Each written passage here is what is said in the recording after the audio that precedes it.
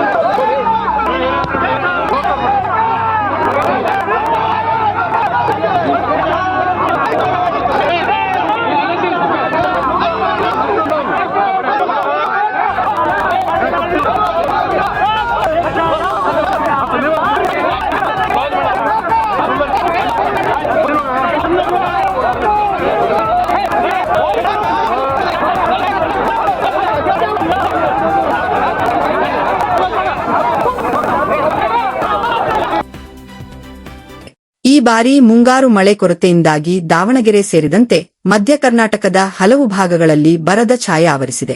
ಭತ್ತ ಸೇರಿದಂತೆ ವಿವಿಧ ಕೃಷಿ ಚಟುವಟಿಕೆಗಳಿಗೆ ನೀರಿನ ಅವಶ್ಯಕತೆ ಹೆಚ್ಚಾಗಿದೆ. ಮಧ್ಯ ಕರ್ನಾಟಕದ ಜೀವನಾಡಿಯಾಗಿರುವ ಭದ್ರಾ ಬಲದಂಡೆ ನಾಲೆಗೆ ತಕ್ಷಣ ನೀರು ಹರಿಸಬೇಕು ಎಂದು ಅಚ್ಚುಕಟ್ಟು ಪ್ರದೇಶದ ರೈತರು ಸರ್ಕಾರವನ್ನು ಒತ್ತಾಯಿಸಿದ್ದಾರೆ. ರೈತರ ಪ್ರತಿಭಟನೆ ಹಿನ್ನೆಲೆಯಲ್ಲಿ ಹರಿಹರ ಭಾಗದಲ್ಲಿ ಪರಿಸ್ಥಿತಿ ಉದ್ವಿಗ್ನವಾಗಿದೆ. ರಾಷ್ಟ್ರೀಯ ಹೆದ್ದಾರಿ 48ರಲ್ಲಿ ಬಿಗಿ ಪೊಲೀಸ್ ಭದ್ರತೆ ಮುಂದುವರಿದಿದೆ. ಇದೀಗ ರೈತರ ಬೇಡಿಕೆಗೆ ಸರ್ಕಾರ ಯಾವ ರೀತಿಯ ಸ್ಪಂದನೆ ನೀಡಲಿದೆ ಎಂಬುದನ್ನು ಕಾದು ನೋಡಬೇಕಿದೆ.